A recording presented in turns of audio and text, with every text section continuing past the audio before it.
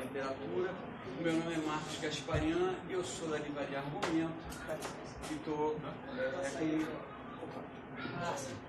Vou começar de novo a gravação.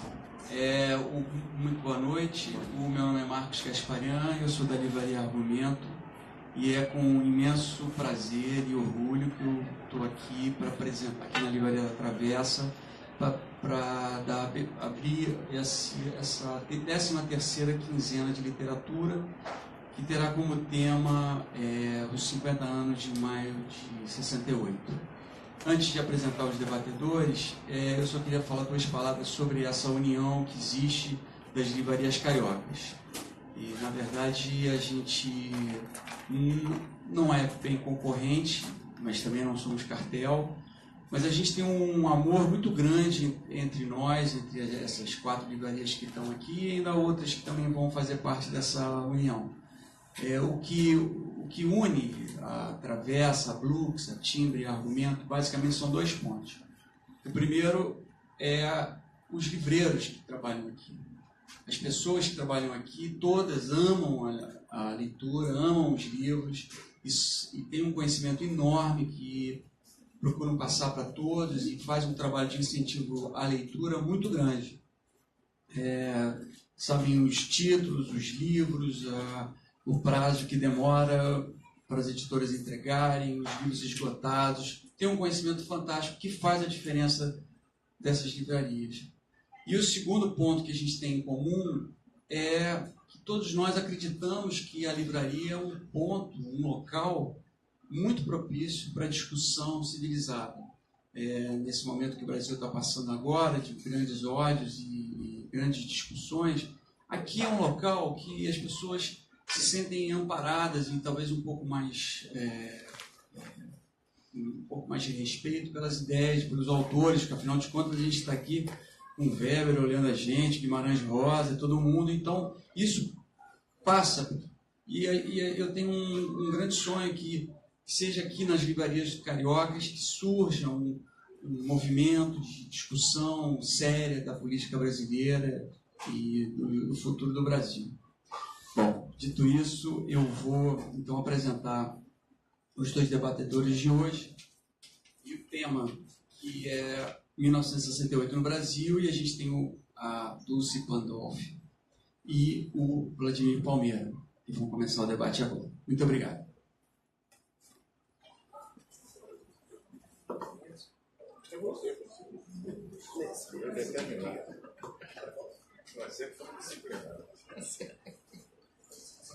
Boa noite a todas e todos. Boa noite. Agradeço também o convite, agradeço ao Marco, Benjamin, a Daniel, que me convidou para participar desse evento. Cumprimento o Vladimir, já estivemos em outra empreitada sobre esse tema no SEAT, há muitos anos atrás. E eu até estou com um papelzinho aqui, já porque eu montei o roteirinho para não me perder, né? Mas fiquem tranquilos porque eu não vou ler, né? Bem, eu vou começar dizendo que a importância, claro, desse debate no contexto que a gente está vendo hoje, né? A gente entender o passado é fundamental para a gente atuar no presente. Então, eu acho que 68 foi uma coisa muito emblemática nas nossas vidas, na história do Brasil, na história do mundo, né? Então, eu realmente acho que foi de bom tamanho se fazer essa série de debates aqui na Travessa, juntando argumento Travessa, né? Livraria Blocks. Depois, quer dizer, eu vou trabalhar um pouco com disputas de memória, né, versões, como todos vocês sabem, nós que vivemos, são várias versões sobre determinado episódio. Não sei se meu ponto de vista vai coincidir com o do Vladimir, né, já sei que tem uma diferença de cara. O fato de eu ser pernambucano e nordestina, eu acho que toda a história é contada a partir deste eixo Rio-São Paulo. Ninguém se preocupou com os outros, é como se nada tivesse acontecido nesses outros estados do Brasil, né? Então, esse vai ser um pouco o pano de fundo da minha fala aqui, né? Essa minha visão do eixo de São Paulo. Também lembrando que, assim como Vladimir, eu junto a história e a militância, né? Então tem um pouco da minha vivência nesse período, quer dizer, um pouco, não bastante, e também um pouco da interpretação que eu faço sobre esses acontecimentos, né? E eu, só para situar, quer dizer, eu entrei na Universidade Federal de Pernambuco, no curso de Ciências Sociais, em 67. Né? Nesse mesmo ano eu fui eleita para o diretório da faculdade. Em 68, o ano emblemático, eu fui eleita secretária-geral do Diretório Central dos Estudantes, né? Eu acho que todo mundo aqui sabe, talvez o pessoal mais novo, Rafael, meu aluno, mas já deve saber também do que se trata, né?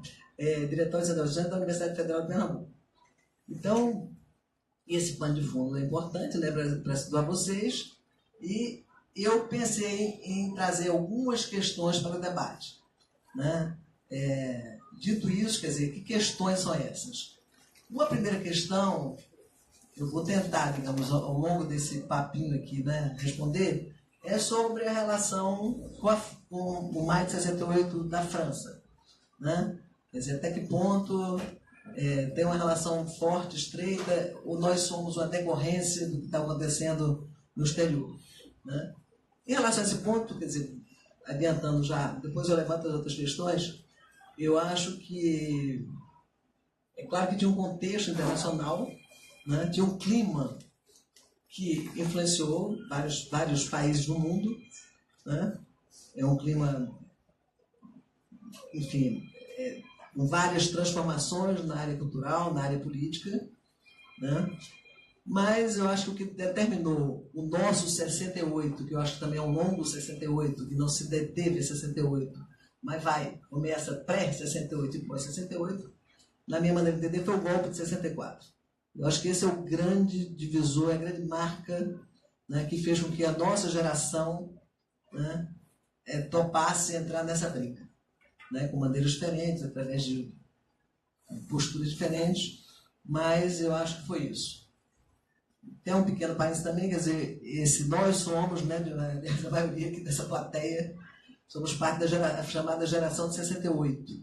Né? E também mais uma pequena ressalva, quer dizer, eu acho que é uma geração com determinadas características, quer dizer, geração não quer dizer o que une as pessoas na geração, não é questão cronológica, né, data de nascimento, né? Eu, por exemplo, sou muito mais jovem do que Geni Ventura, sou da mesma geração dele, enfim, né, por aí vai, são valores compartilhados, né? E normalmente uma geração tenta transmitir para os mais jovens os seus ideais, né? E a ressalva que eu faço, quer dizer, eu acho que também tem muita mitologia em torno dessa geração, é que nós não somos assim, excepcionais, né? A geração mais importante que teve, na verdade, é uma geração que tem determinadas características, né? Assim, já de cara, já vou adiantando, quer dizer, estudante necessariamente não é militante, estudante necessariamente não é de esquerda. A gente tem na história do Brasil momentos onde, né, isso também já virou folclore, em 1917, né, os estudantes vão fazer trabalho do pessoal dos montes que estava em greve, né, uma posição horrorosa, digamos assim, na nossa concepção, geração de 68, pura greve. Né? Em 50, a UNE estava com o pessoal da UDN, por exemplo. Então não é porque estudante é de esquerda e avanço. Não é, a geração de 68 não representa os estudantes do Brasil, não é isso. Né? Tinha uma coisa chamada movimento estudantil, que agregou algumas pessoas, né? Mas você tem todo um corpo enorme de pessoas que não tinham nada a ver com aquilo que a gente estava fazendo. Alguns, inclusive, totalmente contra, que era o pessoal da direita, e outros que nem, que não tocava. Né? Então, também, essa história de que toda geração foi uma coisa... Não. E cada geração tem suas características. A estudantada hoje está fazendo coisas incríveis também. Né? Eu realmente não gosto quando as pessoas mitificam e não. Nós fomos, fizemos e acabamos. Eu não acho que é por aí.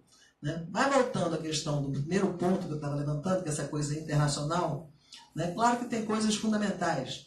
Uma delas é a Guerra do Vietnã. Eu lembro até hoje, quer dizer, né, em 68... quando tem a ofensiva do Ted, eu me lembro que aquilo ali para a gente foi assim, uma coisa impressionante. Quer dizer, um povo pequeno, né, baixinho, né, os Vietcongues conseguem derrotar os Estados Unidos. Então começa aquela euforia com a Guerra do Vietnã, palavra de ordem, 1, 2, 3, 4 mil vietnãs, por exemplo. Né? Você tem nos Estados Unidos o Martin Luther King, um pacifista, né, sendo assassinado também em 68, né? O ano anterior, a morte do Che Guevara, morre, mas se torna um mito. Né? Quer dizer, a sua morte, digamos, é menor diante do seu legado. Né? Enfim, você tem um contexto realmente, pílula, para nós mulheres, né? A questão da pílula, o uso da minissaia. Só um parênteses, só para os mais novos aqui, quando eu entrei na universidade, a gente não podia usar, em Recife, calça comprida na universidade. A gente era obrigado a ir de vestido. O pessoal fica assim chocadíssimo. Não podia. Calça você só usava para ir para o campo. Quando você ia para uma fazenda, para o interior, você ia de calça comprida. Mas na universidade era proibido. E foi o primeiro movimento que eu me engajei. Foi pelo uso da saia na universidade. Só era permitido às mulheres de arquitetura. Porque como tinha aquela prancheta para não dar lance, então as meninas de arquitetura usavam calça comprida, mas as outras ciências sociais, né, não podia. Foi uma luta vitoriosa. Foi a primeira luta, acho que em março de 67, a gente estava nessa campanha, né, pelo uso da calça comprida na sala de aula. Mas, enfim, então, tem esse contexto internacional, pílula, mini-saia, enfim, os festivais. Tem um contexto muito forte, né? Mas quando é Claude Maio, de 68, é a coisa que já está pegando fogo desde 64, essa que é a verdade, né? E o pano de fundo da gente realmente é a ditadura. Eu acho, então, quer dizer, claro que tem um clima contagiante, né? Mas eu discordo da percepção que acha que nós fomos um reflexo do que estava ocorrendo na França ou em outro lugar. Eu acho que esse contexto ajuda a gente a entender, mas o que foi decisivo aqui, de fato, foi em 64. Né? Outro ponto que eu queria levantar para vocês é sobre... Também se tornou já um ponto, pelo menos forte, né, durante muito tempo, que nós, os estudantes, fomos responsáveis pelo acirramento da ditadura, né? Aquela visão das diversas ditaduras, branda, dita, enfim, a mole, a dura, forte. De fato, o AI-5, final de 68, é um marco, não tem a menor dúvida, né? Mas a ditadura foi violenta em todos os seus momentos, né? Claro que com características diferentes, mas não fomos nós, os estudantes, que foram responsáveis pelo endurecimento do regime. O regime estava endurecido, né? E nós apenas respondemos, né, a, digamos, contra bala, jogando bola de gude, quer dizer, do ponto de vista do movimento estudantil, ninguém pegou em armas naquele momento, né? É outro ponto que eu vou levantar, a nossa relação com as organizações de esquerda. Mas não fomos nós responsáveis pelo endurecimento do regime, né? Eu acho que essa é uma visão completamente equivocada, né? O regime, aliás, também mais um parêntese aqui, eu já tinha falado isso antes, no caso de Pernambuco, né? Normalmente a literatura diz assim, o primeiro estudante que foi morto foi o Edson Luiz em 68. Né? Olha, em Pernambuco, 2 estudantes morreram no dia 1º de abril de 64. 2 estudantes secundaristas, um estudante universitário, porque também, diferentemente de outros lugares, o fato de ter o governo Arraes em Pernambuco foi uma coisa muito forte. Né? Então, teve uma reação contra o golpe já no primeiro dia. A estudantada foi para a rua, tomou bala e 2 morreram. Né? Então, esse contexto de Pernambuco, eu até digo assim, o golpe de 64 também foi um marco na minha vida. Né? Eu tinha 14 anos, mas eu era completamente vidrada naquele governo Arraes, naquelas pessoas, era Julião Gregório Bezerra, né? Francisco Brenan, Paulo Cavalcante, né? Paulo Freire, né? Pessoas que eu tinha, digamos, um contato indireto, mas aquilo me tocava profundamente.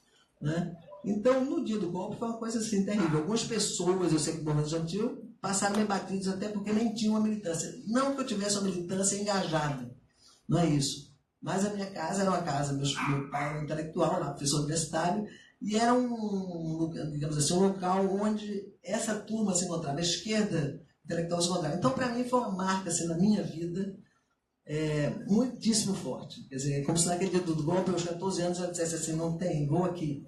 E o caminho é esse, derrubar essa ditadura. Né? E também, quer dizer, eu lembro, eu também criança, a coisa do Gregório sendo arrastado nas ruas de Recife, né? Enfim, o golpe foi muito violento lá em Recife. Né? E as manifestações começam logo em seguida. Eu acho que a primeira passeata que eu fui, eu era secundarista, meu colégio não tinha movimento secundarista, mas eu fugi de casa, fui em 65, né? Mas também são coisas que não são muito contadas, porque essas manifestações, né? Essa, por exemplo, é assim que em Recife, ela passa meio batida, né? Porque é sempre o eixo Rio-São Paulo. Né? Então, esse é outro ponto importante. Eu acho que também, quer dizer, essa visão, né, que o movimento estudantil estava isolado, eu também discordo. Né? Eu acho que o movimento estudantil, no primeiro momento, é quem realmente está enfrentando, está na linha de frente da luta contra a ditadura, né? Mas eu acho que tinham muitos contatos com políticos, inclusive parlamentares, né? Lembrando também a minha visão de Pernambuco, o MDB autêntico é muito forte lá. Essas pessoas estavam, de fato, né, do Marcos Freire, Fernando Lira, Cristina, enfim, Jarbas, né? Mas numa linha de auxiliar, digamos, do movimento estudantil, muitos artistas, isso aí foi nacional, né? E, além do que, tinha uma ponte do movimento estudantil com o movimento operário e o movimento camponês, que é outra coisa também interessante, porque se fala muito, por exemplo, em 68, né? Aliás, só se fala praticamente das greves de Osasco e Contagem. Pernambuco teve uma greve decisiva dos trabalhadores da cana-de-açúcar, em 68. Foi uma greve violenta e que, com vitórias importantes. E nós, no movimento estudantil, fizemos a maior parceria com os trabalhadores. A gente arrecadamos dinheiro, fizemos pedágio, fomos lá, né, na Cidade do Cabo, que era o centro, o principal sindicato, né, participamos de várias reuniões. E outro setor que lá teve um papel fundamental foi a Igreja Católica, porque quem era o arcebispo de Recife era simplesmente Noel da Câmara, que foi uma linha auxiliar o tempo inteiro das esquerdas do movimento estudantil, né? Então, esse isolamento também eu acho que eu pelo menos questiono quando eu vejo, né, o argumento em cima disso. Eu acho que se isola depois, mas até 68, enfim, né, esse movimento está articulado, né, com esses outros setores.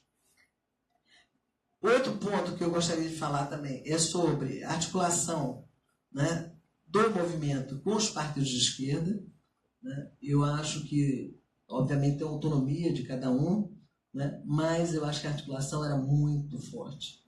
E aí eu vou até contar para vocês quase a nível de... Quer dizer, ou seja, toda a luta interna que estava ocorrendo naquele momento nas organizações de esquerda rebatia dentro do movimento estudantil, né? Por exemplo, 68, disputa para o Diretório Central dos Estudantes e para a UEP, né? Aqui era o UME, lá era a UEP. Nossa, foi acirradíssimo e eu acho que não tinha uma pessoa daquelas duas chapas que não tivesse organizado na linha muito próxima daquelas organizações, né? O grande embate lá era da Ação Popular com a outra chapa do PCBR, que foi essa vitoriosa da qual participei, né? E inclusive tinha os redutos, a Católica era praticamente da Ação Popular, né? A Federal, onde eu estudava, era desse pessoal partidão no início, depois com racha, o pessoal do PCBR, depois uma coisa da LN pequena, que é onde eu depois eu ingresso, né? E a Rural, por exemplo, era toda dominada pelo pessoal do PCR, né? O Partido Comunista Revolucionário, que era um racha do PCdoB. Mas era assim, impressionante, né? Então tinha uma relação muito forte, e eu tenho uma história que eu acho muito interessante, quer dizer, quando eu entro na Universidade de 67, eu já era, digamos, uma presa fácil do movimento estudantil por razões familiares. Eu tinha um irmão que já militava e uma prima também que já estava no auge da militância. Então, quando eu faço vestibular, no dia do meu vestibular, acabei a prova, já fui chamada num canto, né, perguntar se eu não queria distribuir um panfleto, enfim. Já estou ali naquele engajamento. E quando eu entro no curso de Ciências Sociais, essa história que eu acho bem interessante, o grande debate em 67 era o debate que estava ocorrendo, né, com a corrente, quer dizer, o PCB se formando ali, o partido todo rachado, PCB, né? E uma das coisas mais importantes era em torno da burguesia nacional, né? Esse era o grande debate. Então eu me lembro, na sala de aula, mais ou menos no intervalo de meia hora, uma pessoa me chamava, né, me tirava da sala e perguntava assim, eu não entendia nada, dizia assim, você acha que tem burguesia nacional no Brasil? Você não acha que o Fratelli Vita, tinha um dono de uma fábrica de refrigerantes lá, que era o Fratelli Vita, dos produtos Guaranás, Guaraná Fratelli Vita, que era considerado um aliado das esquerdas. Então, ele era um modelo, né, para o pessoal do Partidão defender a tese da burguesia nacional. Então, me tirava na sala e dizia assim, mas não acha que o Fratelli Vita está do lado da gente? Você não acha que ele é um cara progressista? É. Aí, daqui a pouco, me tirava e dizia assim, você não acha que a burguesia é toda comprometida com o imperialismo e não sei o que, começava a escolher a burguesia, eu ficava tonta com aquela ideia, mas não conseguia entender. Demorei um tempo, né, para saber que isso, como eu já era presa fácil do movimento estudantil, esse debate era um debate que estava ocorrendo ali naquele momento, em cima do racha, né? O pessoal da luta armada estava se formando ali, nas dissidências todas, né? E no caso do Nordeste, quer dizer, vai ser forte o PCBR, né? O racha do Partido Comunista forte vai ser o Partido Comunista Brasileiro Revolucionário, Mas, quer dizer, essa história é um surreal, porque eu não tinha a menor noção do que se tratava. Então, eu acho que tem um vínculo forte, né? Claro que, obviamente, não era a mesma coisa a autonomia, mas eu acho que os partidos estavam muito fortes e presentes, né? Pelo menos a partir de 67, 68, não tem a menor dúvida, dentro do movimento estudantil. Outro ponto que eu queria levantar, né, é sobre o cotidiano da gente, né? Talvez fosse a coisa assim, mais importante. Eu acho que tem uma relação muito forte que fez com que, pelo menos lá também, em Recife, né, a gente conseguisse, digamos assim, um certo sucesso, né, na nossa militância, pelo menos o diretório, tanto da FAFIP, né, que era minha faculdade, quanto do DCE fosse representativo, que a gente conseguiu juntar, tem aquela discussão sobre as lutas específicas e as lutas gerais, né? Mesmo, quer dizer, a grande bandeira, pano de fundo, era a luta contra a ditadura, sem a menor dúvida, mas, né, a gente estava lá lutando por um bandejão melhor, por mais verbas, né, contra a lei supressiva, que, aliás, é importante, eu passei por esse ponto. 64 tenta desmontar a universidade, então isso foi muito impressionante. Meu ano, 67, é o ano dos excedentes, né? Aquela luta enorme dos excedentes quando entra na universidade, né? Você tem o pessoal que foi aprovado, porque a média antigamente era 5, não era classificatória. Quem tirou 5 passou, né? Você teve uma quantidade monstruosa de pessoas que passaram na universidade e não conseguiram entrar. Isso foi uma luta muito forte, né? Fora o desmonte da lei Suplicy, né? O ministro Suplicy da educação, né? Onde, logo depois do golpe, se acaba a Uni, quer dizer, tem incendiado a Uni, também é uma coisa muito forte, muito simbólica, mas se acaba, né? A ideia era você criar novas entidades estudantis agregadas ao Ministério da Educação e Cultura, além da reforma, a dita reforma universitária, além do acordo MEC-USAID, né? Que era uma maneira de privatizar a universidade. Então, quer dizer, o questionamento da gente em cima desse projeto de desmonte da universidade foi muito forte. Foi o que moveu a gente, quer dizer, a ditadura está aqui pano de fundo, mas tinha questões muito objetivas, né? A gente participava das comissões paritárias, enfim, E a coisa era tão violenta que, por exemplo, curso de Ciências Sociais, a gente não estudava Marx. Sociologia era Weber e Durkheim. Era proibido estudar Celso Furtado na Universidade Federal de Pernambuco, por exemplo. Ninguém estudava isso, era proibido. Tinha os livros proibidos, que eram inclusive ditos como livro proibido. Né? Então, quer dizer, isso tudo eu estou falando antes do AI-5. Né? Estou falando desse momento aí, 66, 67, enfim. Então, a gente tinha esse clima todo, né? E esse cotidiano, e aí, né, todos vocês lembram bastante, eu acho que eu até digo sempre, nesse momento da minha vida, o pátio foi muito mais importante que a sala de aula. Né? A gente praticamente não assistia aula. Chegava, meu curso era à noite, chegava na famosa FAFIP, onde tudo ocorria naquele pátio, porque ali centralizava, né, todo o movimento estudantil. Então, as tarefas eram muitas. Né? Era preparar panfleto, os minhocos rodando, a gente fazia feira de livro, a gente fazia, enfim, cineclube, a gente fazia, enfim, era uma atividade muito intensa, era o tempo todo, né, nessas atividades extra-classe, pichando, marcando pichações, enfim. Coisa vai, as grandes passeatas, como isso, tudo preparado naquele pátio ali da FAFIP. Quer dizer, aquele pátio foi onde tudo...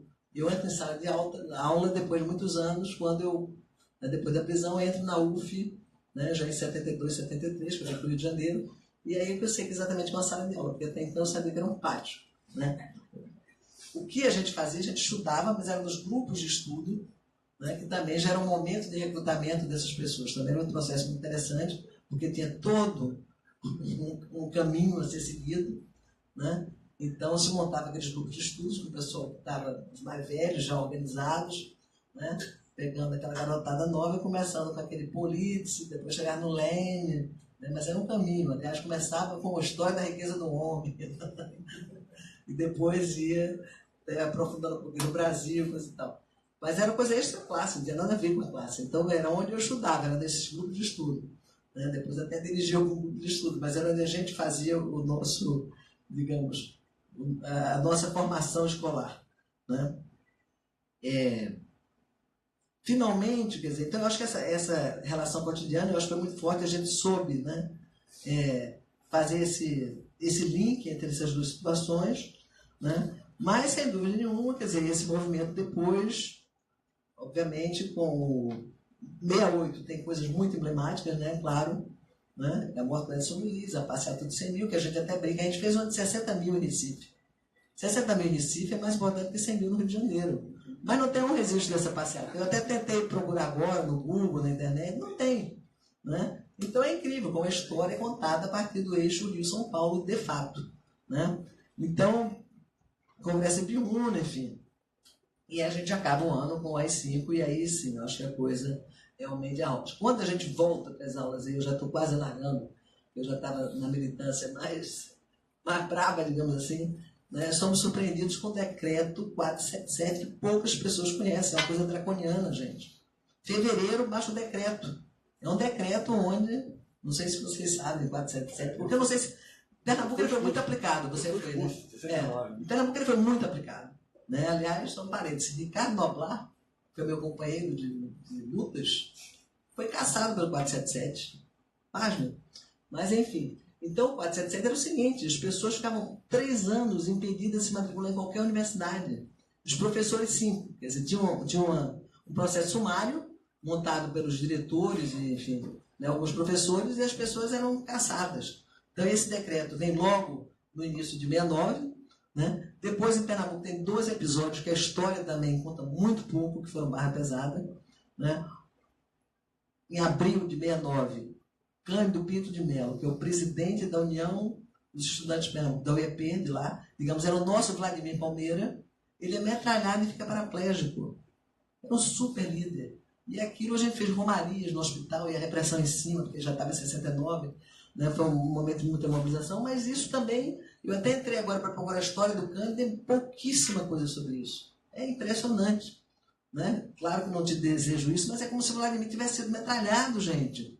Vladimir entrou para a história, o Cândido que foi metralhado não aparece em canto nenhum, praticamente. Né? Também lembro a morte do Padre Henrique, que foi outra coisa barra pesadíssima. O Padre Henrique era assessor do Helder, também em 69, logo depois do Cândido, um intervalo pequeno. Ele é encontrado morto, torturado. Né? E aquilo também foi uma grande comoção, foi um momento de muita... Né? Mas, enfim, acho que eu já me estendi bastante. Né? E apenas para concluir, eu queria falar o seguinte, eu acho que a gente teve derrotas importantes do ponto de vista militar, mas eu acho que a gente teve grandes vitórias, eu me sinto vitoriosa. Né? Eu acho que as lutas que nós travamos nesse período, elas trouxeram sementes. Né? É claro que nada na história, a correlação é imediata, né? Isso que eu quero dizer, causa e consequência, mas do movimento feminista, o movimento negro, a luta contra a ditadura, que depois vai tomando outros rumos. Né? Eu acho que a nossa semente foi super importante para isso tudo.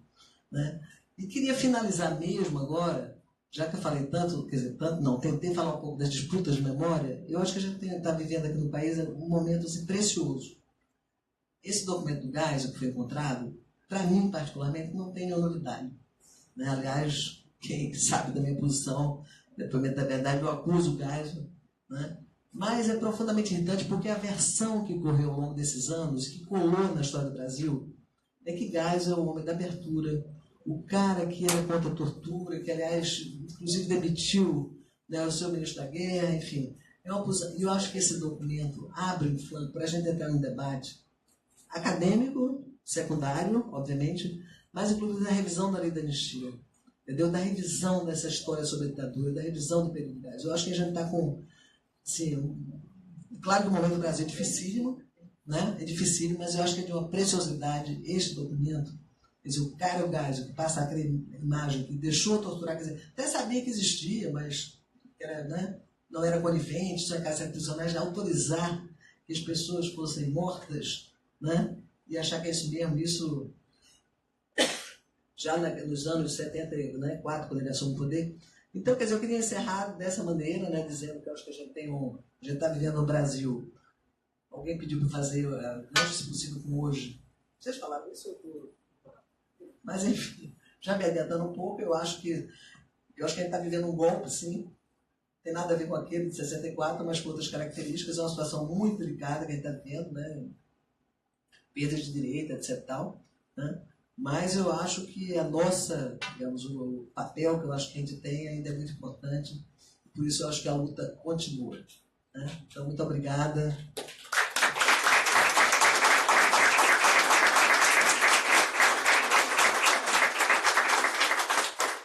Nosso maior militante estudantil, Sebastião Soares, acabou de chegar, perdeu a minha fala. Sebastião, minha homenagem a você. 85 anos, né, Sebastião? 81. 6? 86. 81. Então, pronto, aumentei.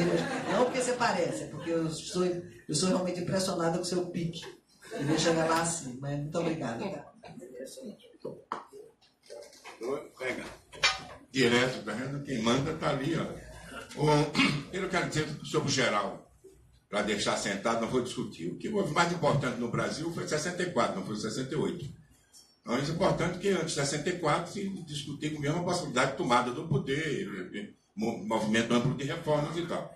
Nesse sentido, 68 é a última onda de 64. Como ano de transição, 68 tem uma parte muito vinculada a 64 e tem a parte da inovação, na qual a juventude, de forma geral, se insere, e o movimento estudantil também. Mas, realmente, no caso de 68, as condições específicas, eles se dão nesse quadro de transição. Os anos de transição são muito importantes na história. Vídeo 48 do século XIX, entendeu? Foi um ano de transição, em que as revoluções perderam todas, como em 68, se a gente exceptua a Guerra do Vietnã, que era uma guerra prévia, mas que muda o mundo. Quer dizer, o 68 mudou o mundo, nesse sentido amplo, geral e tal. Vou deixar marcado que realmente 64 foi o momento mais importante. Segundo, que a influência do movimento estudantil externo foi muito pequena.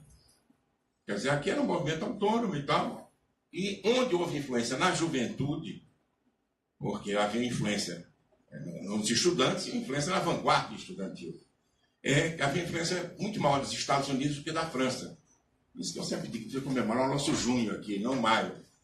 A influência no Rio de Janeiro que teve foi que o pessoal do Enfix levou uma bandeira preta. Teve um grupo que gostou demais e levou uma bandeira preta. Mas não teram nada, aliás, um movimento com conotações completamente diferentes daquele de maio. Mas os Estados Unidos, pela existência da Guerra do Vietnã, pela rebelião dos negros, porque aqui só se lembrou o pacifista, quero lembrar os panteras, entendeu? Que lutavam, né? Pregavam a luta armada e a rebelião contra... Muito menos pelo negócio da questão negra do que pela forma de luta que eles usavam. Os panteras e tal influenciavam muito. E a liberação geral que veio dos americanos. Estilo de vida, o feminismo, que começava a chegar ao Brasil, influenciaram não só os estudantes, mas influenciaram a sociedade. E isso é um quadro de transição. No Brasil, na Europa, por exemplo, a transição se dava do regime da segunda Revolução Industrial para a terceira Revolução Industrial, que era a automação da produção. Quem leu aí o trabalho monopolista, na Capital do Trabalho Monopolista, do Braverman, ele sabe que naquela época tinha uma taxa de ausentismo na classe operária americana e europeia muito grande. Havia uma crise no núcleo do funcionamento, da produção, da mais-valia nos países desenvolvidos, com a taxa de ausentismo que chegou na Fiat a 25% ao ano. Quer dizer, que eles chamam estava morrendo, se Fordinho estava morrendo. E por isso, na França, a crise não foi só estudantil, foi operária. Aí vai dizer, reformista, bom, isso é outro departamento, mas os operários participaram, deram um sacode no regime francês, porque a transição da Europa era diferente da transição que existia no Brasil. Mas no Brasil tem uma transição de quê? Da industrialização brasileira. Juscelino deu um outro salto depois de Vargas, e a gente ainda não tinha uma classe operária com ares operários. Por isso que o Lula só vai aparecer 10 anos depois. Nossa classe operária é muito ligada ao setor público, eram os ferroviários, entendeu, né? Então, esse pessoal ligado, e mais do que um pouquinho de bancário, né? Você tinha ali esse movimento. E tanto que o Rio tinha um peso ainda, o movimento operário aqui tinha tido um peso maior que o de São Paulo, o que, teoricamente, era um absurdo. Mas a classe operária ainda não se insere. Quando começa em 68, já é muito tarde, sobretudo com as lutas de São Paulo, né? Minas, eles começaram a ter. Então, nós temos aqui uma situação de transição onde a classe operária ainda não joga um papel. E os camponeses foram bastante reprimidos. O golpe de 64 reprimiu a classe operária, que ela participava, e muitos campesinados e militares. Então, por isso, em Pernambuco só vai começar em 68, com a reorganização, contato, só começa mesmo a ter trabalho, sindicalismo lá, em 68. Inclusive conversando, aproveitando as brechas que o movimento estudantil abre, naquele regime de luta e tal, para tentar reorganizar. Porque a barra dos camponeses foi muito pior. Era bala, tortura, entendeu? Coisa que a classe média estudantil aqui no Brasil não recebeu. No mesmo ano, na minha escola, no CAPO, o glorioso CAPO, entendeu? Nós fizemos eleição do centro acadêmico. ainda em 64, e ganhamos com a chapa de esquerda. Então, esse quadro mostra que as condições eram diferentes. E então a classe média assume. Por quê? Porque a ditadura vai fazendo reformas. Entendeu? Eu mesmo não gosto desse nome, mas é o contra-reforma, se vocês preferirem. Toda situação onde a contra-revolução ganha, ela faz as reformas da ótica das classes dominantes. Aquilo que as massas pediam pela ótica dos dominados, eles vão fazendo. Foi assim na Europa do século XIX. E foi assim aqui. A ditadura fez a reforma agrária, entre aspas. Como? Permitindo o pagamento de desapropriação das terras com título da dívida pública em 20 anos, coisa que era proibido. Antes de 64, tem que ser indenização à vista. A ditadura começou a retomar o mercado financeiro no Brasil. Todo mundo dizia que precisava regulamentar o mercado financeiro. A ditadura fez o Banco Nacional de Habitação. E a ditadura foi reformando os diferentes setores, na ótica deles. Como agora o Temer não é o cara da reforma, né? No entanto, a gente sabe que era o cara da contra-reforma. Quer dizer, pois bem, o que nós temos então lá é o seguinte: houve um setor onde eles não entraram, foi na universidade. Isso foi o setor da reforma deles, embatucou. E por quê? Porque justamente a classe média, em grande medida, tinha sido aliada deles. E eles tinham ali um caldo de cultura, eles foram perdendo a guerra, perderam o latifúndio, perderam a burguesia comercial, com a crise que eles patrocinaram de recessão, uma grande insatisfação. E a classe média, eles perderam quando proibiram as eleições. A classe média de antigamente, a classe média hoje é muito assalariada.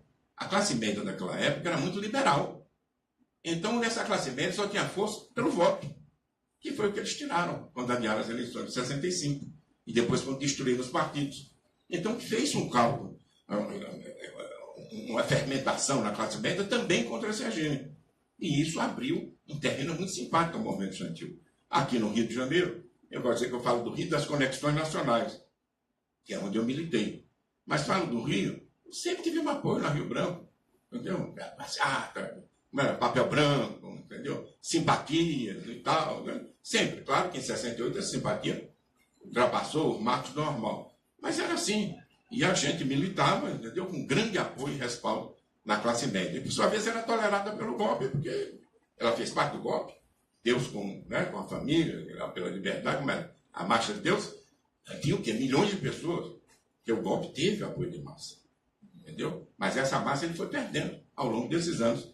E, sobretudo, nesse primeiro período. Eu não vou falar dos impasses, porque eu concordo com o Gaspari, que houve uma dita branda mesmo, onde nós entramos. Mas por quê? Houve. Porque a briga deles. O centro que mexia o Brasil era a disputa entre os duros e os brancos. Entre duas concepções, uma queria a tirania, outra não queria exatamente, que era a do Castelo Branco. Mas o Castelo Branco embarreirou Costa e Silva, deixou uma constituição para Costa e Silva. Não tinha habeas corpus, não tinha censura na imprensa. O movimento estudantil jamais teria crescido tanto se não tivesse uma imprensa livre. Porque falava muito mal da gente, mas falava. Entendeu? A gente tirava a primeira página do jornal. Então aquilo tudo atraía. Todo mundo sabia que tinha um movimento estudantil. E isso por causa da imprensa. E tinha uma Constituição, tinha o Supremo Tribunal Federal. Por isso tinha uma fase branca até o ato 5. O ato 5 não é a ditadura aberta. Porque a ditadura, o termo técnico é ter um governo que está acima das leis. É isso? E Costa e Silva estava amarrado na Constituição que o Castelo Branco deu de presente de grego para ele. Então isso deu uma grande movimentação e permitiu também mais a reorganização do movimento sindical e do movimento camponês. Porque imprensou os caras. Em São Paulo se desenvolveu mais a chamada oposição sindical. Mas no Rio também os caras começaram. Todo o movimento de 68, sindicatos apoiaram a gente. Formaram-se novas associações, os padres, as freiras, entendeu? Associações de mães. Toda a sociedade começou, de certa forma, a se organizar e apoiar isso. Por quê? Porque não era o que foi depois do ato 5, como era isso aqui. Depois do ato 5 foi o 477 e porrada e tortura. Não é a mesma coisa. As pessoas não se mobilizam do mesmo jeito em condições diferentes. Então, nós atuamos nisso e isso, ao mesmo tempo, impediu, a meu ver, que a ditadura fizesse a reforma educacional, que era o quê? Seguir o esquema americano. Na época, a gente achava até que era uma submissão aos americanos. Não era. Era imitar os americanos. Fazer o ensino superior que não fosse universitário. Tá certo? Fazer isso, aquilo. E a gente dizia que precisa ter técnico no Brasil, ciência e tecnologia, precisa criar o MECUSAID, acaba isso e tal. Mas essa imitação que eles fizeram privatizando a universidade pública e cobrando anuidades, eles perderam. A gente tem universidade pública hoje por causa da luta estudantil de 68. Isso é uma coisa importante. E eles ainda querem privatizar, sempre eles querem, né?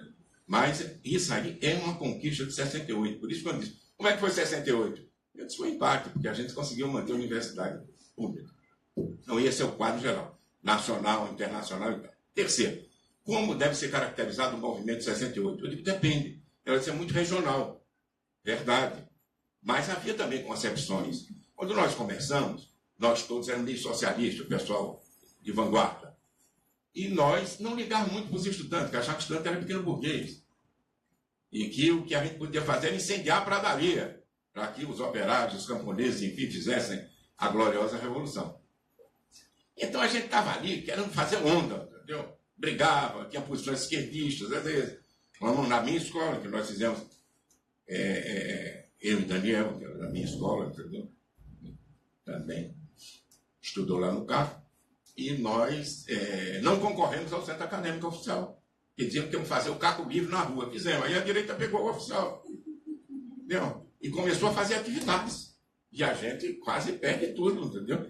Fizemos autocrítica e tal. Mas depois, as organizações de esquerda tinham quebrado e estavam se reorganizando. Então disputavam as estratégias revolucionárias no centro acadêmico. Então a gente no movimento estudantil discutia se a revolução era socialista ou de libertação nacional. Era uma discussão terrível, entendeu? Tremenda, separava grandes blocos e tal. Mas, quando a gente começa a fazer trabalho de massa, a gente muda. E nós mudamos, eu e outros, por quê? Porque começamos a fazer trabalho de massa. Ganhamos o centro acadêmico, passamos a representar estudantes. Quando você representa alguém, você não pode mais fazer o que quer, ou o que tem na sua cabeça, entendeu? De leninista, entendeu? Você tem que olhar ali o que você... Afinal, foram os estudantes que te elegeram. E você começa a discutir que o estudante é uma parte social na transformação do Brasil. Própria, autônoma e que merece respeito. Essa é a coisa que o movimento de massa ensina. Aí você não usa, como agora, os estudantes senta cá, tudo é usa. Os partidos, PT, PCdoB, que mais tem? PSOL, qualquer um, PSTU, tudo é ali. Em geral, perdem a sucessão, porque não são representativos. Aí por quê? Porque vira emanação dos partidos políticos. Entendeu? E na nossa época começou, era assim mesmo. Mas aí, quando a gente fez movimento de massa, e no nosso caso começou em Minas, em 66 com mais força, lá levar uma porrada lá em Minas, aí o Brasil inteiro se levantou, nós começamos a ter milhares de pessoas na rua. E começamos a ter centro acadêmico, você discutia, batalhava, conversava, fazia programa e assegurava uma representação. Então nós aprendemos com isso, que a gente não pode só pensar na classe operária, tem que pensar nos estudantes que votaram na gente. Em segundo lugar, nós começamos a ver também como era o confronto. Em 65, o nosso confronto foi um primeiro ato de massa, em tese, entre aspas. A gente fazia política dentro da faculdade, bandejando, a polícia entrava, tirava a gente, não ligava os professores, era esculhambação, a gente fazia o que queria dentro da escola. Mas quando nós saímos para fazer um ato, e a filosofia fazer um ato, primeiro ato da filosofia, a escola concorria com o CAC para saber qual era a mais importante. Então, era uma escola enorme, matemática, física, tudo. Tinha tudo lá na filosofia. Aí, eles iam fazer um ato, o Sindicato dos Funcionários Públicos iam fazer um ato na Cinelândia, e nós íamos fazer o julgamento do golpe na Central do Brasil. Que era o que a gente mais queria, porque por lá, teoricamente, a gente passava os operários. Mentira, não era operário, eram trabalhadores pobres, né? Passava ali na Central do Brasil. A partir de 4 até 6 horas e tal. Então, no dia que a gente ia fazer a manifestação, todos animados, nós íamos fazer o julgamento do golpe. Advogado é uma parada, né? E não se ofenda ninguém, porque eu estudei 3 anos também. Então, aí iam botar lá um chapéu daquele, uma coisa daquela e tal, e o julgamento do golpe. Alguém ia dizer, acho que era o Alexandre Adler, que foi presidente do CAC, ia ser o acusador, e iam ler trechos do Juraci Magalhães defendendo a ditadura militar, e depois o povo ia votar. Aí imagine o ato. Aí no dia saiu o ato institucional número 2. A filosofia cancelou a manifestação. Os funcionários públicos cancelaram a passeata. E o que sobrou foi para o Caco lá dizer o que é que a gente vai fazer. Naquela época a esquerda gostava de discutir muito. Então, claro, 2 horas lá entre radicais e moderados. Faz ou não faz? E o Caco sozinho, não sei o quê. Afinal, radicais ganharam e fomos para a Central do Brasil. Só que o trabalhador passava lá 4h30, 5 horas, tinha umas 7. E nos juntando na calçada ali, tinha o Casa da Moeda, né, irmão? Casa da Moeda. E fomos umas 80 pessoas, irmão, com uns cartazinhos de misturuca, uma coisa assim. E a AP, que era uma organização que concorria com as dissidências lá, é mais tradicional no movimento estudantil, de formação católica, a AP tinha um presidente, Xavier, que era um presidente lá que eles arrumaram porque os outros tinham sido presos, tinham fugido e tal. E nós fomos lá na Central do Brasil, só que não tinha mais nenhum operário. O que tinha lá era puta, vagabundo, mendigo, o que Marx chamava o lumpenproletariado. Entendeu? A classe operária organizada do Lênin não estava lá, mas nós somos delirantemente aplaudidos, entendeu? Foi um sucesso, entendeu? Maravilhoso. E daí falamos, meio pressionado pelo segurança. Tinha um advogado no Rio, parece que eu estou contra o advogado, mas não é verdade. Ele perdia todos os habeas corpus que impetrava. Então, impetrava, era o terror dos presos, entendeu? E esse cara era uma daquelas heranças populistas de 64. E quando a gente não sabia o que fazer, porque nós não sabíamos, não podia ter julgamento, não podia. O que é que a gente faz? Não tinha comando direito, era uma verdadeira esculhambação. Então o cara gritou: vamos para a Cinelândia, olha, 7h30 da noite. Graças a Deus a polícia chegou. E aí o cara do DOPS disse assim: olha, tem 1 minuto para dispersar. E jogou a bomba no ato, né? Bum! Aí pronto, graças a Deus, dispersamos, saímos felizes da vida, primeiro enfrentamento, de fato, contra a ditadura e tal. Aí vocês dizem como é, um ato minúsculo. Mas a gente saiu ali, ó, nos cascos. No dia seguinte, o Jornal do Brasil bota em primeira página o quê? O ato de força, que é os militares lá, o ato de apoio, que é o da burguesia, dos políticos e tal, e nós, o ato de protesto, primeira página chamando. É claro que a imprensa tem uma grande importância. Uma manifestação de 60 pessoas lá, entendeu? E nós iramos à atração. Então, é nesse nível, muito pouco. Fizemos uma manifestação em solidariedade da República Dominicana, dentro da Embaixada Americana, que era uma caminhada, não era caminhada, era uma correria, um medo do cacete que a gente tinha, um estudante dominicano falou e tal, e acabamos com aquilo, foi um alívio quando acabou, entendeu? Porque cumprimos o nosso dever. E aí, em 66, de repente, o pessoal foi para a rua. É o que eu sempre digo com o movimento de massa. Eu, particularmente, só acredito em mudança com massa, movimento de massa. Eu acredito nisso. Toda a minha vida eu acreditei nisso, só acredito nisso. E movimento de massa não tem lei. Vai crescer, vai cair, vai... É difícil. E não tem ciência. O nego pergunta, mas como era? Era assim, eu ia na aula, batia. Porque eu e Daniel começamos a falar por obrigação. Tiramos uma resolução na célula do partido que a gente tinha que falar, porque as antigas lideranças eram muito populistas e não tinham disciplina. E nós vamos formar liderança nova. Então, obrigamos todo mundo da célula, tinha umas 20 pessoas, a falar. E o Daniel sempre foi mais jeitoso que eu. Então, mas eu chegava, eu dava uma batida, colegas, quase como se quisesse brigar com os estudantes. E dava uns berros lá, não sei o quê, manifestação. Não. Nós não tínhamos, entendeu? Liderança e fomos fazer isso, começamos a falar. Eu ia dizer isso por outra besteira. Então, quando nós fizemos esse negócio de trabalho de massa, nós tínhamos que nos adaptar e começar a fazer esse trabalho que a gente não fazia antes. Fizemos, os estudantes permitiram isso, e foi de improviso também. Eu tive que falar na primeira grande manifestação que a gente fez, que não tinha ninguém. Aí eu trepei num carro para o pessoal não ir para o Ministério da Guerra, brigar com o Exército. E sair pelo Campo de Santana, que a passeata sempre saiu da Cinelândia para a Central. E aí saiu. E nós conseguimos, derrotando o pessoal do PCdoB, que a gente chamava os tigres de papel, entendeu? Que eles queriam ir, vai lá, para não sei o que e tal. Mas eles não tinham liderança nenhuma, mas eram atrevidos. Então, nós conseguimos, sabe? Então, começou a ter uma relação com a massa também, primeiro que a gente representa. Segundo, que tinha massa. O que se faz com a massa? Não é tão simples. Essa passeata, a primeira que a gente fez em solidariedade aos mineiros, eu não era líder de massa, a gente não tinha. Eu e o Daniel fomos designados, mas não tinha líder de massa mais. No CAP, nós somos obrigados porque suspenderam o nosso candidato, que era o Antônio Serra, professor da UF. E nós fizemos dessa vez, saímos da filosofia e fomos para a Cinelândia. Enquanto eu e dois outros caras que éramos dirigentes, a comissão dirigia a passeata, que não tinha líder de massa, não tinha porra nenhuma. Aí nós fomos lá, decidimos se deviam continuar ou não, e eu era a favor de parar, que eu digo, já é um sucesso. Chegamos aqui, vamos... A massa foi embora. Não esperou o comando, foi embora. Aí entrou pela Avenida Rio Branco na contramão. Que depois disseram que foi uma coisa genial, a direção estudantil. Nenhuma, entendeu? A massa entrou, e no que a massa entrou, paralisou a polícia, que não podia usar nem carro nem cavalo. E aí, correr contra estudante policial daquele jeito não dá, né? A gente ganhava. Em matéria de correr, nós aprendemos cedo. Então, fazíamos sempre essa coisa, andávamos na contramão, aprendemos aí. E quando teve que acabar, eu e outros tivemos que subir no carro e implorar a massa, embora, não queremos confusão e tal.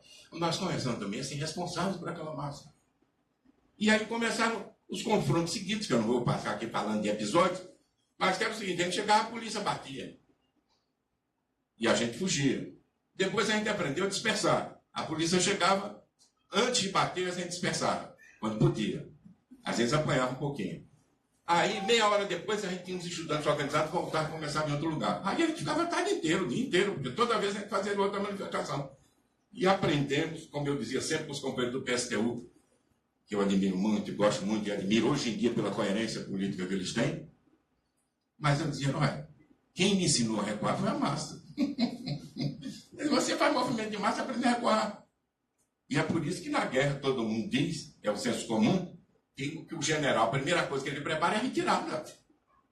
Quer dizer, não pode ter guerra nem luta que seja só para frente. O movimento de massa ensina isso a você. Inclusive, se você tem a posição de liderança, você é responsável ali. O cara morre, leva um cacete, leva uma bomba. Como eu uma vez, que a filha, a menina, que era filha do nosso grande psiquiatra, estavam passando, destruindo a nossa manifestação na Uruguaiana. Aí eu vi o cara do DOPS tirando uma bomba e jogando. E ela foi fugir, eu disse: não é nada, é uma bombinha. Porque até isso eu jogava aquela bomba de gás e não estourava, né? Aí, bum, a bomba estourou na perna dela, tudo hospital. Começaram a jogar bombas explosivas, que não jogavam antes e tal. Nós estamos aprendendo. E aí fizemos na rua que nós aprendemos a recuar. Foi brigando, foi levando porrada, foi fazendo as coisas que a gente aprendeu a recuar. Que é uma característica essencial que a gente aprende depois na política, entendeu? Porque se não fizer isso, está frito. Tem que saber, tem que fazer aliança. Foi o que a gente aprendeu também, fazendo aliança com os políticos que nos dão apoio. Desde 66, muitos políticos iam lá, tudo no calabouço, meu irmão. O Daniel era presidente da UNE antes de mim, eu era presidente do CAP, nós íamos lá no calabouço dar apoio, lutando com os estudantes do calabouço. E os políticos iam, e vaiavam os caras, e a gente dizia: não vai. Esse cara olhava para o político assim e dizia: ô Céu, você tem aqui na rua apanhar da polícia com a gente. E a gente dizia: não é assim, o papel dele não é esse. E começamos a saber como tratar aliado também. Você não pode tratar do mesmo jeito. Então fomos construindo um movimento. De repente, nossos aliados já, porque a gente era contra o partidão, né? Nós éramos dissidência. E rachamos com o partidão. Ganhamos quase tudo no Rio, na universidade nós ganhamos. Nós saímos, aí o pessoal da AP não entendia isso. O pessoal da AP chegava aqui, o presidente da AP, dizia: vamos fazer uma manifestação amanhã. A gente dizia: não é assim, meu irmão, que é isso? Aí ele ia para o Amarelinho, trepava, ia com 10 pessoas, fazia um congresso no Amarelinho. E a gente aí começou a divergir da AP. Entendeu? Saímos do partidão, mas começamos a divergir da AP.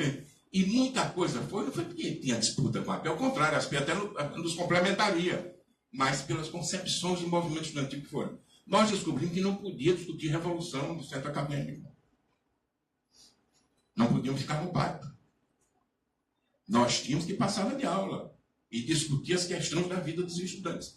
Porque nós éramos um sindicato estudantil. O centro acadêmico não é um partido, ou não deveria ser, embora a gente possa dar. Então, o que é que nós fizemos? Nós começamos a descobrir isso. Não foi do lado, mas na gestão do Daniel, na UME. Depois nós fomos congresso da UME de 67. E aí se enfrentaram duas concepções. Grosseiramente, porque não é assim. A nossa e da AP. Nós dizemos: a ação reivindicatória tem que ser central. Não pode. Claro que todo mundo era contra a ditadura. E hoje, quando lembra do movimento, a gente lembra pela resistência política à ditadura. Mas sem essa ação sindical, você não constrói movimento. Vai viver de movimento de minorias. Então, nós fomos lá, brigando. Daniel perdeu por 6 votos, por incúria nossa, porque nós tínhamos até a maioria do Travasso, e com isso me jogou, foi obrigado a ser presidente da UNE. Se o Daniel tem ganho, eu não teria passado por isso, entendeu? Bom, e aí o que é que nós fomos no Conselho de dezembro de 67? Ficaram nítidas duas concepções de movimento estudantil. Que isso é importante, porque só lembra do movimento estudantil como política. A AP definiu que o centro tático devia ser derrubado da ditadura. E nós dissemos que tinha que ser a luta contra a política educacional do governo. Não é um abismo. O governo a gente botava de sacanagem contra a AP para ele ficar mais duro para ele. Né? Podia ser a luta contra a política educacional da ditadura. Mas, e ganhamos o Conselho. E com isso, no Rio, nós fomos lutar por mais verbas como luta central. E que nos permitiu entrar em todas as salas de aula por natureza. Respeitar a minha profissão, porque eu sou professor, mas ele é autoritário. Então, o que acontece? O cara tinha medo de lutar contra o professor porque podia ser reprovado. Mas contra a polícia ele não se importava, ele ia para Dops, depois ele ia para ficar solto de novo, e a família ajudava. Agora a universidade era um problema, porque aquilo era uma tirania daqueles catedráticos antigos. Então, eu sempre digo, o ato mais importante do ponto de vista ideológico de 68 foi quando nós ocupamos a universidade. E obrigamos o Conselho Universitário a discutir com a gente e a votar as questões da universidade. Nada de ditadura, como é? Verbo, como é ensino, como é democracia, como é a matéria, como é que funciona a universidade. Isso para eles foi um golpe no coração, porque o centro da dominação deles é esse, entendeu? Essa estrutura hierárquica que tinha na universidade. E nós foi mais importante foi que nós ocupamos, entre a quarta-feira sangrenta e a sexta-feira sangrenta, nós ocupamos a Praia Vermelha. Então, isso foi um movimento de tipo sindical que nós fizemos. E que nós aprendemos. Nós tivemos os mesmos erros da AP, mas nós aprendemos com o movimento de massa. Talvez porque a AP fosse mais ligada em lugares menos urbanizados, ela não tivesse essa vinculação. Nós tivemos, e o movimento nosso foi todo assim. Então, no Rio de Janeiro, na UE, a direita participava. Me parece que era o único lugar do Brasil onde a direita participava. Inclusive a polícia, porque nós sabíamos que tinha um outro diversidade da polícia, eram chamados para os encontros clandestinos. E a direita liberal participou. Universidades inteiras entraram no nosso movimento a lutar por mais verbas, inclusive a PUC, que tinha um presidente inteligente, muito preparado, e ele lutava e dizia, queremos verba sem política. E eu dizia, queremos verba contra a ditadura. Mas fazíamos o ato juntos. E eles reconheceram a entidade estudantil. Nossa luta em 68, o governo decidiu dialogar. E mandou a igreja Dom Castro Pinto fazer um diálogo com os estudantes. Os companheiros da AP disseram, diálogo é traição. E nós dissemos, nós temos que dialogar. Porque se a gente não dialoga com o governo, como é que vai resolver as questões? É que nem o Lula dizia que o operário tem que negociar com o patrão. Né? Posteriormente. E nós queremos dialogar sim, mas tem que ser com as entidades clandestinas. Quer dizer, clandestinas que o governo nos botava na ilegalidade. E fomos lá e fomos. E isso deu lugar a uma batalha no Rio de Janeiro, fomos fazer plenário, escola por escola, e tirando delegado. E nós ganhamos em toda a escala a possibilidade de dialogar. Com isso, quando morre o Edson Luiz, e tem uma manifestação quase do tamanho daquela de Pernambuco, entendeu? A gente forma uma comissão popular. Onde tinha padre, freira, político, sindicalista, mesmo pelego. Quem queria ajudar, professor, entendeu? Que era a primeira tentativa de diálogo. Depois, no 100 mil, a gente formou outra comissão popular, da qual participavam pelos estudantes o Franklin Martins e o Marco Medeiros, que morreu mais cedo do que devia, que agora tem um filme, está passando sobre a vida do Marcos. Eles foram lá e foram recebidos pelo Costa Silva. Não deu certo. Não sei direito, porque nunca sentei com o Marcos e com o Franklin para conversar assim, mas houve isso que a gente vai ter que conversar com os caras e tentar resolver. Isso com um amplo movimento popular, onde eles discordaram da gente também, que os políticos queriam sempre que a gente recuasse. O que é natural, né? Porque depois vai dar no voto, né? O protesto vai para o voto. Como hoje no Brasil, falta no Brasil, não é partido nem político, falta é movimento de massa. Não tem movimento de massa, tudo fica mais fraco, entendeu? Então, essa realidade lá, nossa, foi que nós então encaminhamos uma política que abrangia todos os estudantes. Não quer dizer que o cara concordar com a gente em tudo. Não quer dizer nem que todos os estudantes fossem contra a ditadura, tudo certo, tá certo? Embora a imensa maioria fosse. Mas quer dizer que tinha unidade em torno do sindicato. Nós funcionávamos desse jeito. E isso, a meu ver, foi a contribuição maior que a gente teria dado. Teria dado e não deu, por quê? Porque o movimento estudantil é um movimento de alta rotatividade. Então você passa 5 anos e se manda. Na Europa, quando se construiu o movimento sindical, o cara era operário, depois o filho, depois o neto, depois o bisneto, o tetraneto. E o sindicato, ele mantinha a memória das lutas. Nesse intervalo não tinha luta, aqui o sindicato era a memória. Mas a situação do cara era igual, entendeu?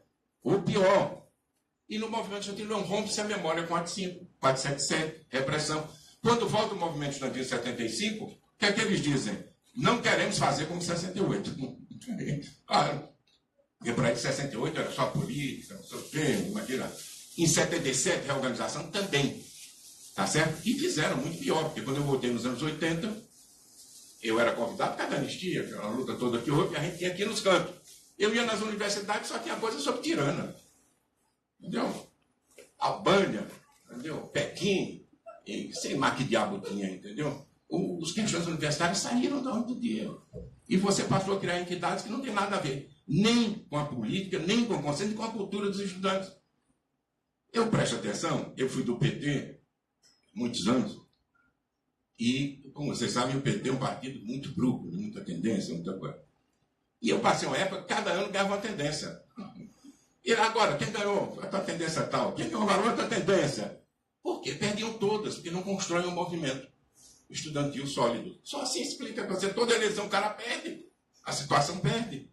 Né? Salvo as organizações nacionais que são mais aparelhadas, por vocês sabem quem. Então, isso aí não tem. O movimento estudantil voltou e hoje é um movimento aparelhado, entendeu? E a existência também de partidos políticos legais, que é muito bem-vinda, também ajuda a aparelhar. Por quê? Porque o cara viaja para ele, está direto no partido, não passa pelo trabalho sindical. O cara vai ser PT, PSDB, PSOL, PSTU, sei lá o quê.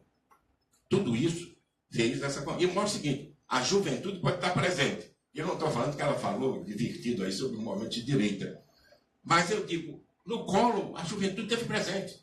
Eu acredito no jovem. Entendeu? E acredito no jovem por uma questão biológica também. Que o mundo é assim, o jovem vai empurrando os velhos. E o velho que não for atrevido vai para o túmulo. Entendeu? Desaparece, some. Porque a vida é isso, tem que ter renovação. Eu lamento muito que a população... Eu estou com o negócio da Igreja Católica, crescer e multiplicar. Entendeu? Eu sou a favor de fazer filho. Porque a juventude impulsiona, cria problema, mas traz soluções. E nós estamos nesse mundo de hoje, presta que aqui é uma sociedade de velhos. O cara vai viver 200 anos, não reproduz mais, mesmo porque agora já os sexos não são exatamente os preferidos, entendeu? Então você vai ficando... Como é que vai fazer? O futuro da humanidade vai ser robô fazendo trabalho para a gente? As sociedades tendem a ser conservadoras. O camarada Mao Tse Tung dizia para o André... Não, lá para o nosso Instituto da Cultura. Ele dizia, André, Beauvoir, é muito difícil ser velho e revolucionário. É isso mesmo, está até na biologia. O jovem é corajoso demais, chega a ser insolente, não é isso? Basta você ver o número de jovens que morrem em acidente de trânsito, bobamente.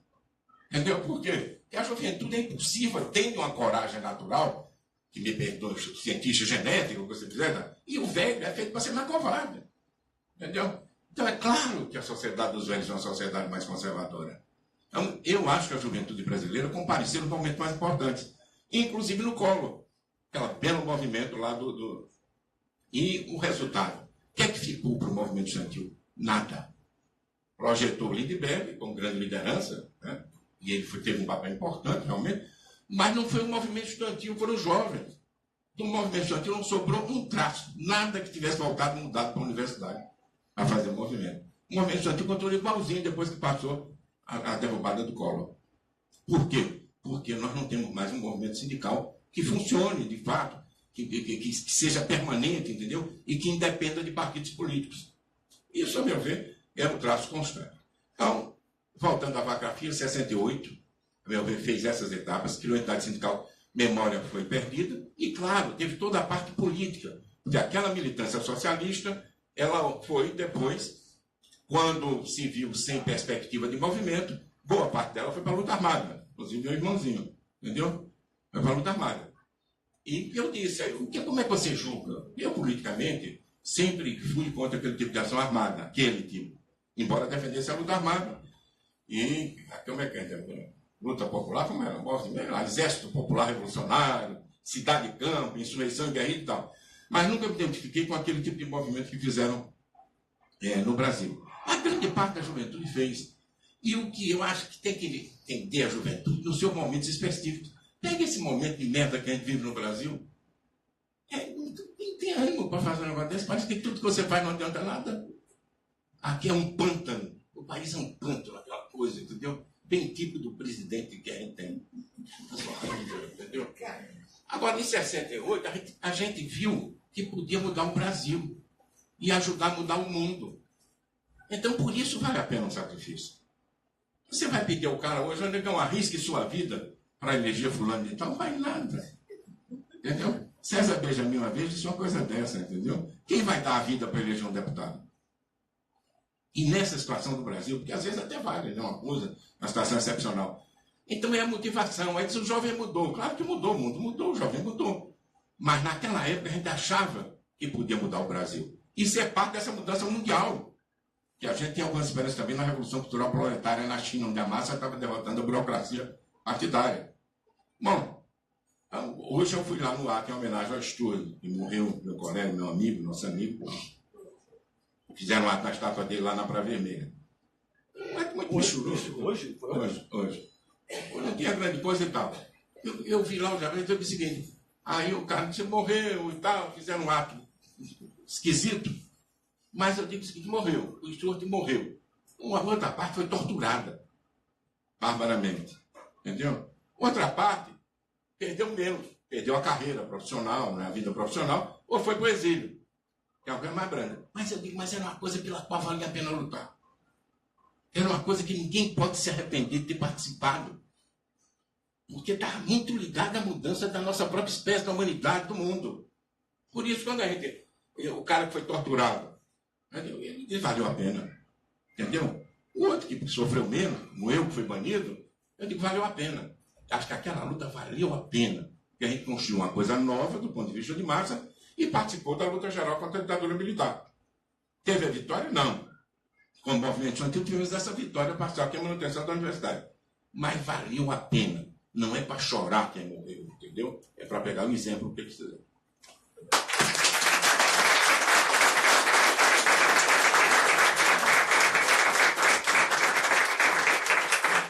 Gente, agora nós temos ainda mais uns minutos para fazermos perguntas. Alguém quer fazer?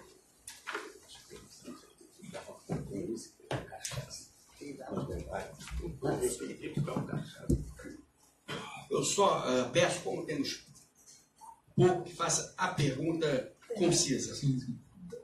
Olá, boa noite. Tá ouvindo? Sim. Eu queria saber a opinião de vocês do que a Dulce falou sobre esse documento que o Matias Spector descobriu, né? Quais são as estratégias que a gente pode utilizar hoje pela abertura dos documentos da ditadura militar?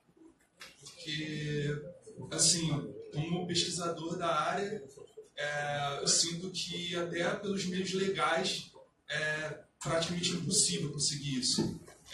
Mesmo você entrando na justiça, a polícia e as forças armadas vão fazer de tudo para omitir esses documentos.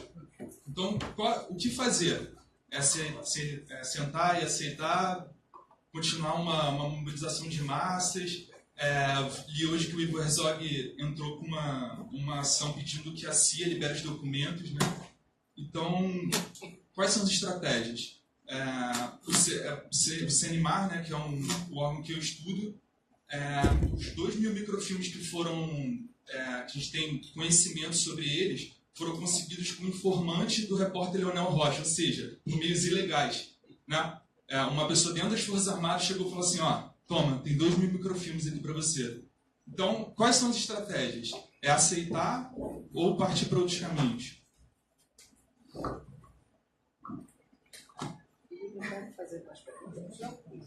Vamos lá? Eu acho que a estratégia é se mobilizar, pressionar, se organizar. É aquilo que eu falei, né? Eu acho que tem um momento precioso, por um lado, né? Porque detonou uma narrativa, né? É um documento muito forte mesmo. Aliás, não foi assim. Quer dizer, esse documento estava publicado, né? O pessoal do Matias foi lá e conseguiu ver esse documento que já estava publicado há algum tempo. Mas, enfim, eu particularmente já entrei em contato com algumas pessoas, tem as comissões, né, dos mortos desaparecidos, o pessoal do Tortura Nunca Mais, tem o pessoal da Comissão da Verdade. Eu sei que ontem, aliás, hoje pela manhã, tem em São Paulo uma reunião dos antigos membros da Comissão da Verdade. Né? Eu acho que não se pode perder a oportunidade. Agora, que é difícil a beça, né? Mas eu acho que a gente tem digamos assim, uma pista, um pássaro na mão para tentar ir atrás, entendeu? Como você falou, é fundamental que esses documentos sejam abertos. É fundamental, uma revisão da lei da anistia é fundamental. Não porque a gente acha que torturador vai ser preso no Brasil, né? Estão mortos já, mas eu acho que é fundamental que essas pessoas sejam publicamente reconhecidas como tal. É apenas isso, entendeu? Elas serem reconhecidas. Então, a lei da anistia, você fazer uma revisão em cima disso, seria uma coisa chave. Tem, quer dizer, por exemplo, até a DOT acha que tem que... Ela está sendo parceira nesse momento, né? Achando que a lei da anistia pode ser revista. Então, eu acho que a gente tem um apelo aí. Agora, qual vai ser o resultado, eu não sei, porque a situação do Brasil toda é muito complicada. O Poder Judiciário, lamentavelmente, está com uma postura... sempre teve, né? O Poder Judiciário no Brasil é muito... O Supremo, nem em 64 também apoiaram o golpe, né? Nunca tiveram uma postura... Eu acho que agora a situação... Mas eu acho, é isso, eu acho que a luta continua, a cidadania, a democracia, e essa luta não tem fim, gente. Então, eu acho que é pegar esse momento, entendeu? E tentar articular o que for possível, os acadêmicos. Eu acho que é muito grave. Eu acho que o documento do Geisel, esse documento, é uma denúncia muito violenta, muito forte. Eu acho que a gente não pode deixar, assim...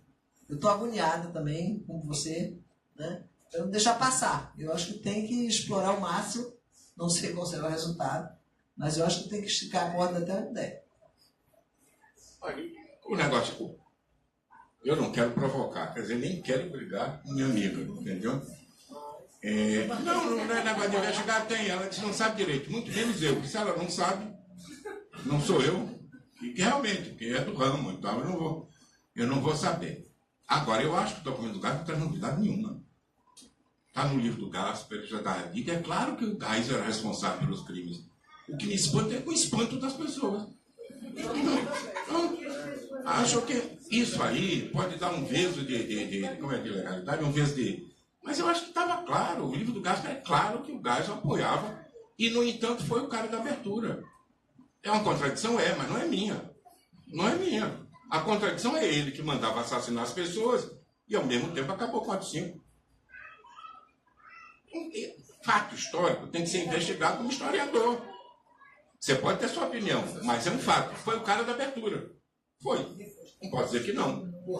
E era um assassino. Era um assassino. Agora, ele que se vire com o processo dele. Mas, a meu ver, a realidade tem que ser... Eu acho, aliás, o Daniel tem uma tese que a ditadura acabou logo antes, ainda sobre o Geisel e tal. É bem interessante.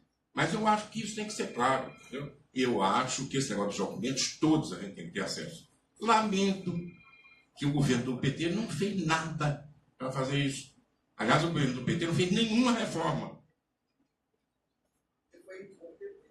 Então, agora, pedir que os outros façam, que o Temer faça, sinceramente, entendeu? Eu acho que a situação deteriorou muito.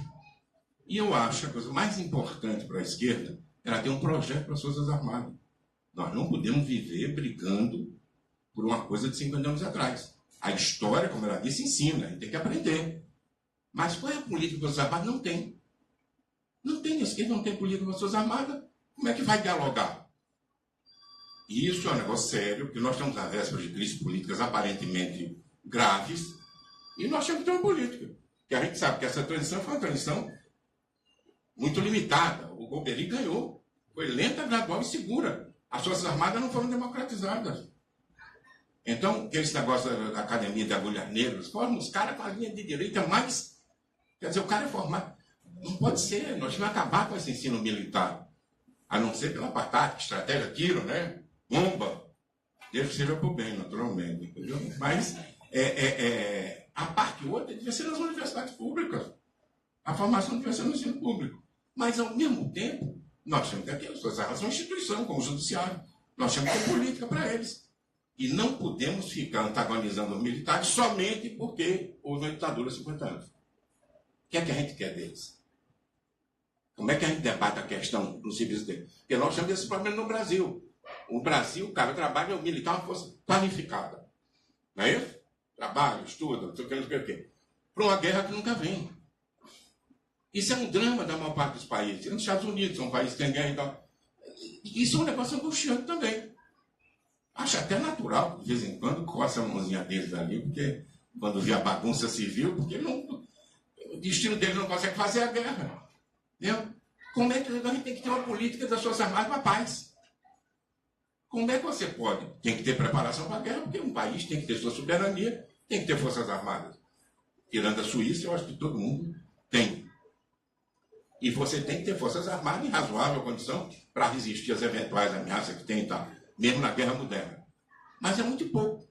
Eu acho que as Forças Armadas deviam se integrar ao processo social. Devia ser a reintegração das Forças Armadas na sociedade.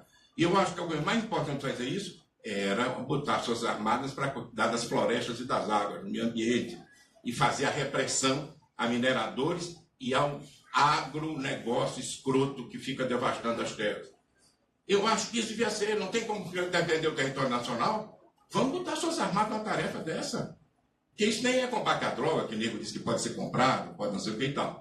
E eles treinam. Vamos botar os caras para andar aí pelo Brasil, entendeu?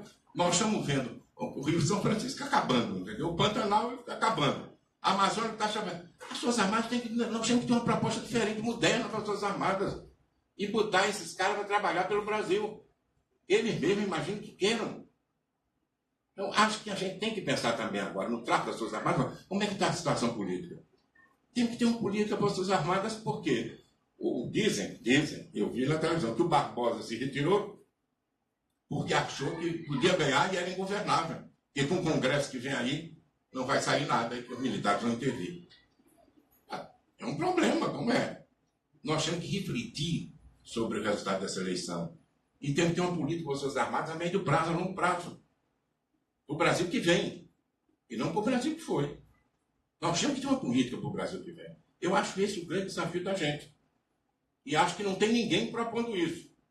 Um aqui ou ali propõe a abertura das Forças Armadas, um ou outro propõe a democratização, então, mas não tem uma política para ela. A minha é essa, posso estar errado. Mas eu tenho uma proposta e acho que a gente tem que discutir com essa instituição. Da mesma forma que o judiciário, ela falou que é isso mesmo. O dia ele falou, é a ditadura da toga. É mesmo. É um escândalo que fizeram com o Milton Temer agora, entendeu? Escândalo. Censuraram o Milton Temer, ameaçaram punir porque ele denunciou a violência de Israel. Entendeu? E eu não estou me metendo no conteúdo, não. Todo mundo tem direito a ter a posição que tem. Como é que pode censurar o Milton Temer? Mandaram multa diária para o Milton Temer. E ameaçaram tirar o face dele se ele falasse outra vez na questão palestina.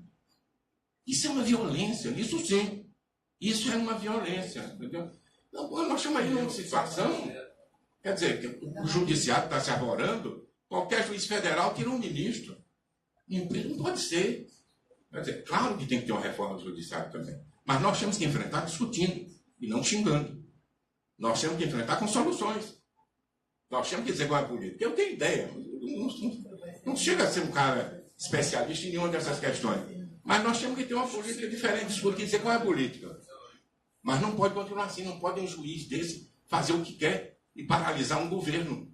Não pode ser. E, posso dizer mais uma coisinha chata, mas eu digo, nesse caso, eu acho que o juiz é juiz muito jovem. Juiz tinha que ter advogado antes. Durante 10 anos, pelo menos, para poder ser juiz. Para saber como são as coisas. Porque senão ele começa a julgar antes. É você dizer, mas o vereador pode se eleger mais cedo. Mas o vereador é tudo. Bota e tiro. O juiz eu não tiro mais. Nós temos que mudar. E mesmo assim tem idade para governador, não tem? A gente tem que, a meu ver, mudar isso. Não pode ser. Está saindo um garoto de 23 anos, demitir ministro, sabe? Vai dar um poder desproporcional à experiência jurídica dele. Não é só de vida, não. Então, acho que uma série de coisas para mudar. Agora, acho que devia ter um debate em que a gente visse uns aos outros. A coisa que mais me repugna no momento é o Facebook. O seu adversário é um vigarista, ou um estuprador, qualquer coisa. Não tem o menor diálogo. Você não aprende com o outro. Entendeu? Então, é uma briga que um não ouve o outro. Vai dar morte. É isso? Então, acho que a gente tem que fazer esforço para debater na sociedade. Até na política, a gente tem que aprender com o adversário. Se na guerra, aquele chinês velho não dizia Deus, a gente tem que aprender com o inimigo, quanto mais com o adversário. Tem verdades que a gente tem que aprender sobre economia. O Lenin não disse que temos que aprender com o capitalismo? Né? Eu detesto quem faz essas frases, mas o Lenin é verdade, porque eu abro o Facebook e tem lá uma frase do Marx. Abro o Facebook e tem uma frase do Trotsky, né? Trotsky Dixit e tal. Mas esse negócio do Lenin é interessante para ver que o cara que é tido como pai de todos os comunistas do mundo, e ainda os que forem feitos, quer que eles vão para aprender com o capitalismo. Isso quer dizer que a gente tem que aprender com a vida, tem que dialogar. a verdade não se encontra só na cabeça do nosso lado. Eu acho que o Brasil hoje, as disputas são muito cegas. E acho que a gente tem que absorver também o que o outro lado diz. E tentar entender, e ser um pouco tolerante quando o cara exagera do lado de lá. Mas dizer, vamos cá, meu filho, tá. Uma reação típica, que eu vou mostrar para vocês o que é intolerância, é a seguinte. A pessoa está uma vara com o Temer, mas bateu panela. Né? Conta a Dilma. Aí o que é que o cara do Facebook, o petista do Facebook disse? Viu? Sua escrota, entendeu? Bateu panela agora. Porra, a mulher está se aproximando. Está dizendo que o Temer é uma porcaria. Você vê dizer, venha, camarada, isso mesmo. Nós todos... Não.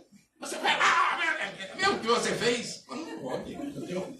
Então, eu acho que a situação do Brasil hoje é uma situação que ninguém tem as mínimas alianças. Então, eu digo de novo, salvo o meu irmão, que tem lá a proposta dele, entendeu?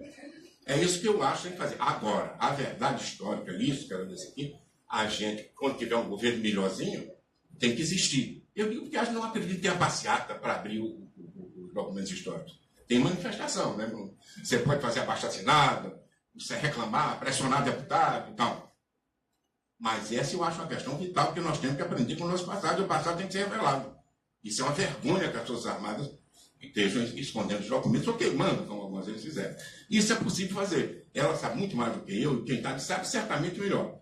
A gente pode fazer. Mas no resto eu acho que falta uma política mais a médio prazo, e todos nós, não é de A nem de B. Eu só queria falar uma coisinha rápida, que eu concordo, quer dizer, eu acho que o Geisel ele foi torturador e foi, enfim, diferente de outras pessoas. Tinha um projeto lá de abertura, etc., tal, por outros motivos que não vale a pena discutir aqui agora. Mas o que eu estou dizendo no documento Geisel, para mim, não foi nenhuma novidade. Mas é que tem uma narrativa construída na sociedade brasileira sobre o Geisel que convenceu. Então, esse documento é importante, não é para mim nem para você. Esse documento é para quem foi torturado na época do Geisel. Esse documento é muito importante, porque é diferente dos livrinhos lá que diz que o Geisel sabia que tinha tortura. Agora não. Ele autorizou, né? Ele autorizou a morte de comunistas perigosos, subversivos perigosos, etc. Tal. Então, eu acho que é completamente diferente nesse sentido aqui. Isso se tornou manchete dos jornais. A sociedade brasileira agora teve acesso a essa informação que nós, poucas pessoas sabiam disso. Entendeu? Porque foi a narrativa construída. Eu tive vários embates nessa minha militância acadêmica em relação ao governo Geisel, até porque o CPDOC tem estudos sobre regime militar e eu acho que o negócio é muito complicado. Entendeu? Aquela versão do Geisel.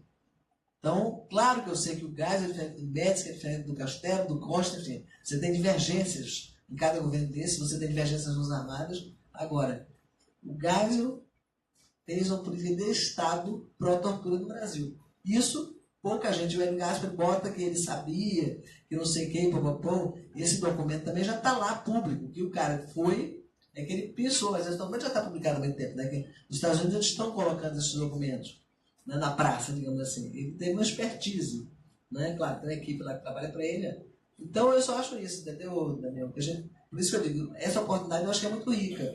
Para quem está nessa luta, os familiares, o pessoal do luta pela revisão da lei da anistia, hoje tem um momento especial. Vamos ganhar? Não sei, difícil. Né? Mas eu acho que a gente não pode perder essa oportunidade. É como ele disse, imagina o que está no resto, não publicado. Gente, olha, já são 8h30, então eu vou fazer uma última pergunta. Vladimir, por que o movimento estudantil, depois de um primeiro semestre tão forte, em 68, tem uma queda vertiginosa no segundo semestre? É tudo que sobe e desce. Isso não tem muito jeito, não tem ciência. Você pode botar algumas coisas adicionais. Nós tínhamos chegado no auge, nunca tínhamos feito no Rio de Janeiro manifestações tão grandes como aquelas, entendeu? E estávamos em férias. Então a hora era de voltar para a universidade. Nós voltamos primeiro para organizar a vanguarda na escola, e a aula só começava em agosto. Então em agosto ia reconstituir o movimento estudantil e voltar a travar a luta reivindicatória, tentar dar uma parada ali, porque a gente viu, fiz 100 mil, fiz 60. Né? E acabar só 2 pessoas.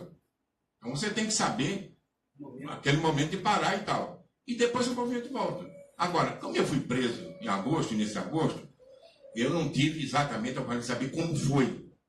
Não, mas o pessoal voltou, Agora, as manifestações diminuíram. Um dos elementos, sem dúvida, para dificultar, foi que o Exército passou a reprimir diretamente, começou a botar canhão, tanque na rua, tá certo? Parece que a repressão aumentou também.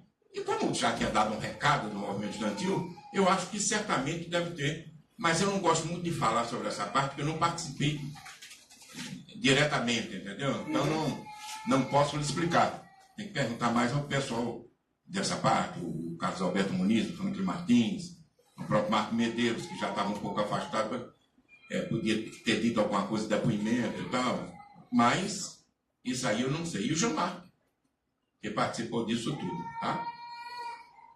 Eu acho que teve uma repressão violenta, né? Começa a repressão, começa o pessoal migrando para as organizações, né, armadas. E, segundo semestre já foi mais pesado, né? Uma coisa é você enfrentar, digamos, cacetete. Outra coisa é bala, né? O negócio começou a complicar mesmo. Mas o Congresso de Tribuna também explica a dispersão. Muita gente presa, fechada, exatamente. É isso, Filipe? Gente, então, agradeço aqui a Dulce, ao Vladimir, agradeço a presença de todos vocês, avisando que amanhã nós vamos falar sobre 68 na América, na livraria Argumento. E na quinta vai ter aqui sobre a Primavera de Praga e a Revolução Cultural Chinesa. Muito obrigado.